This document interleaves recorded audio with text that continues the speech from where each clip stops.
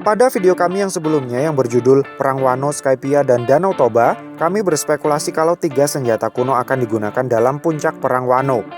Poseidon akan punya peranan penting untuk membentengi pulau dari terjangan tsunami raksasa menggunakan kekuatan para Sea King. Pluton punya peranan penting untuk menjebol Red Line dan mengalirkan tsunami raksasa ke sisi laut yang lain.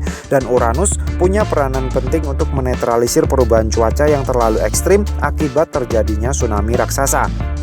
Nah, dari ketiga senjata kuno yang ada diketahui kalau Pluton bukanlah sesuatu yang muncul sendiri secara alami dalam siklus waktu tertentu seperti Poseidon dan mungkin juga Uranus. Pluton adalah sebuah kapal tempur yang harus dibuat sendiri oleh manusia sebelum bisa digunakan, atau setidaknya direnovasi terlebih dahulu jika Pluton yang lama telah ditemukan. Ini adalah keunggulan sekaligus kelemahan Pluton.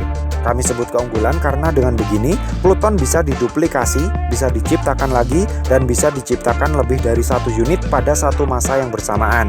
Berbeda dengan Poseidon yang hanya ada satu saja dalam satu masa. Tapi ini juga sebuah kelemahan, karena jika tidak ada yang tahu tentang rancangan blueprint Pluton, maka Pluton tidak akan pernah bisa dibangun ulang lagi. Bahkan jika ada yang bisa menemukan bangkai Pluton di bawah gurun pasir Alabasta sekalipun, secara logika masih mustahil untuk bisa menghidupkannya kembali. Kapal tempur yang sudah terkubur selama ratusan tahun tentu butuh banyak perbaikan. Sementara blueprint yang dijadikan manual untuk merenovasi Pluton sudah tidak ada lagi. Kecuali jika Vegapunk ikut campur dalam renovasi bangkai Pluton tersebut. Dengan intelektualitasnya yang luar biasa encer, bisa saja dia menemukan deduksi-deduksi yang mengarah kepada skema renovasi dan rekonstruksi untuk membuat berjalannya kembali mekanisme Pluton menjadi seperti pada masa jayanya dulu. Selain itu, konon katanya ukuran Pluton sangatlah besar, sehingga logikanya akan butuh waktu yang cukup lama dan butuh tenaga pembuat kapal yang banyak dan ahli untuk bisa merenovasi atau membangunnya ulang. Itu pun jika dibangun dengan mengikuti petunjuk yang sudah ada di dalam blueprintnya. Tanpa petunjuk yang ada di dalam blueprintnya tersebut, tentu akan butuh waktu yang jauh lebih lama lagi untuk bisa merenovasi Pluton. Padahal, blueprint Pluton sendiri sudah dibakar oleh Franky saat Water 7 Saga. Dan besar kemungkinan itu adalah satu-satunya blueprint Pluton yang ada di dunia ini. Berdasarkan penjelasan logis tersebut, rasanya mustahil jika Pluton akan tiba-tiba muncul dalam Perang Wano jika tidak dipersiapkan jauh-jauh hari, bukan? 1 bulan, 2 bulan tidak akan cukup untuk membangun sebuah Pluton. Paling tidak, butuh waktu sekitar 1-2 tahun untuk bisa membangun kembali kapal secanggih dan sebesar ini.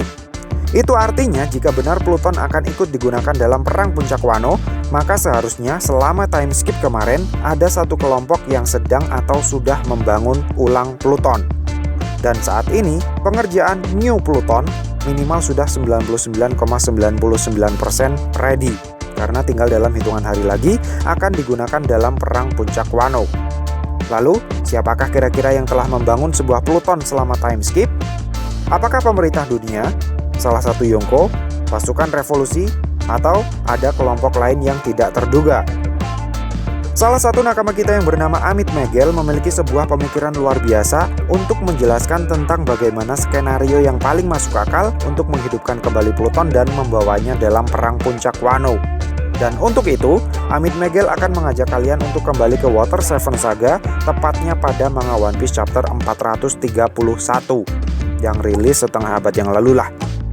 Di mana di chapter ini Amit Megel menemukan sebuah clue yang kuat yang menurutnya cukup untuk dijadikan bukti kalau tanpa disadari oleh siapapun, New Pluton telah mulai dibangun atau dibuat di Water 7 sejak 2 tahun yang lalu, menurut waktu setempat tentunya.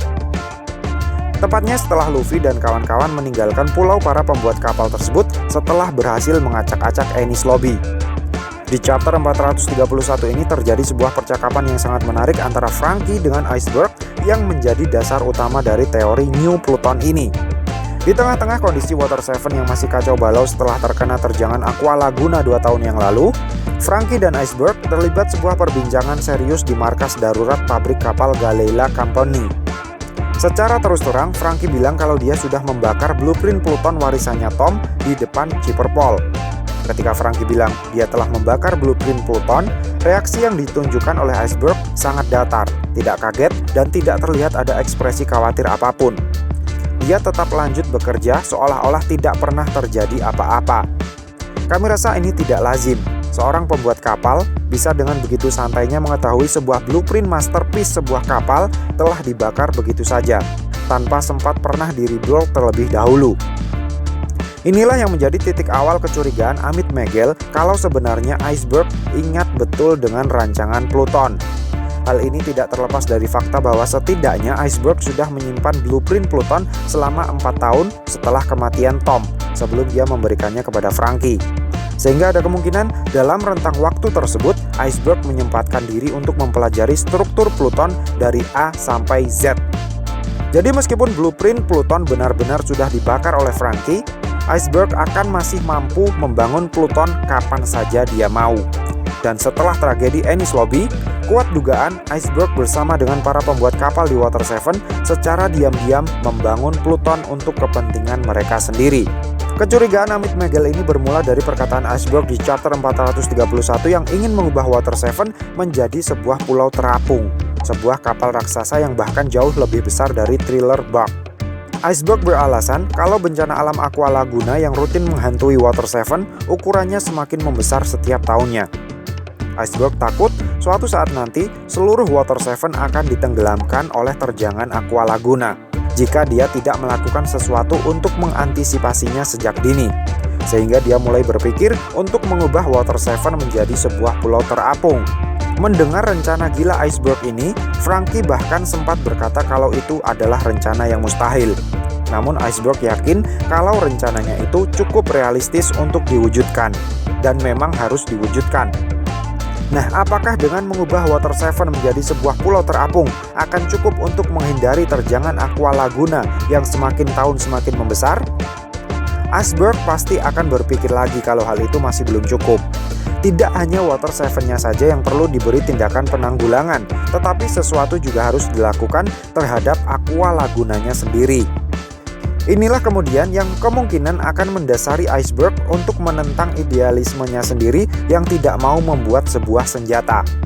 Iceberg tetap butuh sebuah meriam raksasa di salah satu bagian Water 7 untuk menghancurkan Aqua Laguna yang akan menerjang kapal mereka. Maka dari itu, Water 7 tidak hanya akan berubah menjadi kapal raksasa, tetapi berubah menjadi sebuah kapal tempur raksasa. Dengan kata lain, tanpa disadari oleh siapapun, bahkan oleh para pembuat kapalnya sendiri, Iceberg akan mengubah Water 7 menjadi New Pluton, di mana meriam utamanya, yang konon bisa melenyapkan sebuah negara dalam sekali tembakan, akan Iceberg buat dengan alibi untuk menghancurkan Aqua Laguna yang ukurannya sudah seperti tsunami raksasa 2 tahun yang lalu.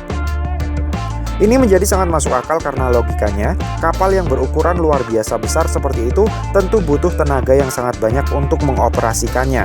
Dan tidak ada orang yang bisa mengoperasikan sebuah kapal lebih baik dari pembuatnya sendiri. Dan jika dipikir-pikir lagi, tidak ada satupun lokasi di bumi One Piece yang dihuni oleh para pembuat kapal sebanyak dan seahli para pembuat kapal di Water 7.